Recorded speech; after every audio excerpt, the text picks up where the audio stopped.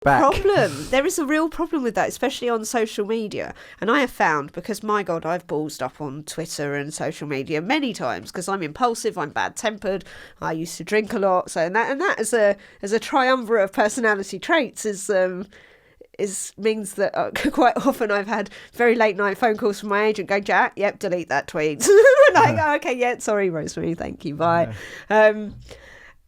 But I've had to learn to go, I've reevaluated my position. I realise I was wrong. I've upset you. I've upset people. It wasn't my intention, but I can see that there are things I need to learn.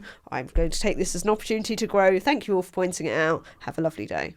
Yeah. Step down, be quiet, get your head down, contemplate, grow a little bit, come back a little bit more humble. It's not hard to do. I mean, you have to mean it because people see through it if you don't. But it's also not hard to listen to other people's feedback and go, oh God, actually, yes, I can see from your point of view why that may have been upsetting.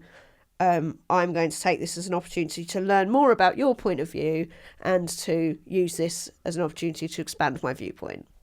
There's nothing wrong with that. That's not a weak personality trait. It's an opportunity to learn and grow. That's why they call it growing pains, because sometimes it bloody hurts, but it's the better thing to do rather than go, don't care if you were offended, snowflake. I'm going to just eat my vegan sausage roll on television and tell you all how shit it is. It's like, Piers. But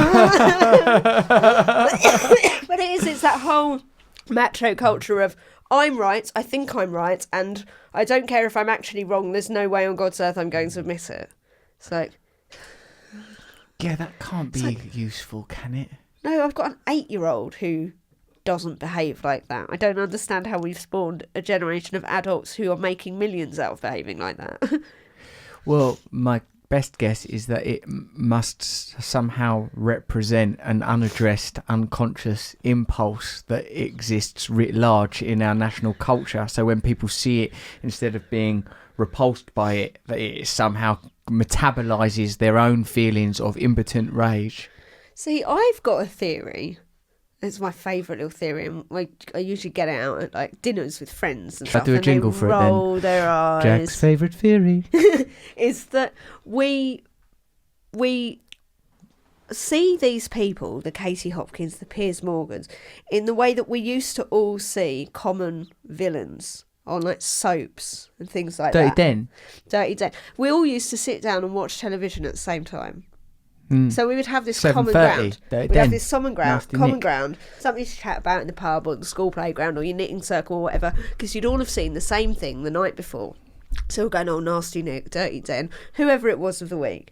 And now we all watch what we like when we like. And there's so much different entertainment out there that we don't have that common villain anymore. So these people have popped up to fill a void of like a pantomime villain in our lives, something we can all discuss, something we can all watch, something we can all see play out in real time at the same time and unite over in a common, oh God, like hate follows and rage follows, and you go, oh God, did you see what they said, or did you see what they've done now, and all the clickbait and all the stuff that comes out of that really is filling a void in where entertainment television used to be. And it's sort of the lack of scheduled programming in television, the rise of reality TV shows Lord like Big Brother and stuff like that, and then they just fill that void. I agree that that's part of it, because I don't think it's all of it. No, but don't ruin my speech. Sorry, speech. Russell. Sorry. Like, yeah, that's part of it, because like that bit where I was saying it helps us metabolise villainy. But then the other aspect of it, like, and I like this idea that we no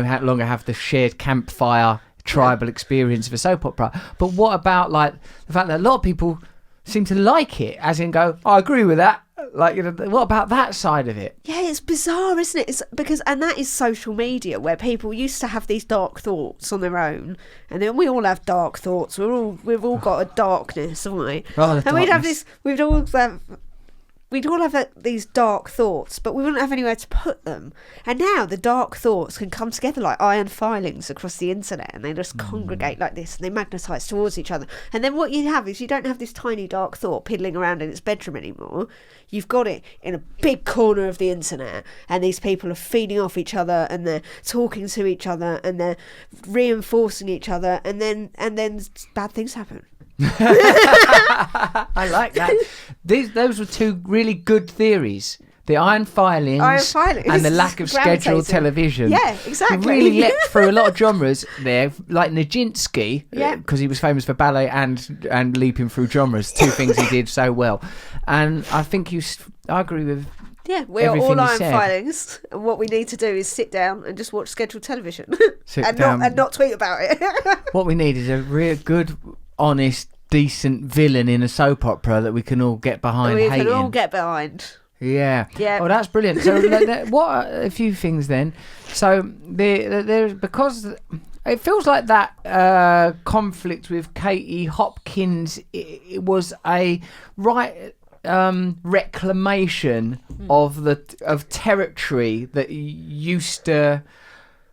The territory that rightly belonged to ordinary people. And it's interesting, you come from that background of like working class professionals, I suppose you might say, like nurses, firemen, ex-military people that, you know, that come from perhaps a climate, a time where there were job opportunities where you could earn a decent wage doing what perhaps we can term ordinary jobs. And that means that your affiliations and your experience is that world rather than a theoretical repurposing we're talking about decent soldiers when you think you don't even care about that stuff. That sanctimony and that poppy wearing is just a way of imposing sort of patriotism as in the nation as the bedrock for elitism and power, as opposed to the nation is all of us and belongs to all of us equally. So you really hit something there.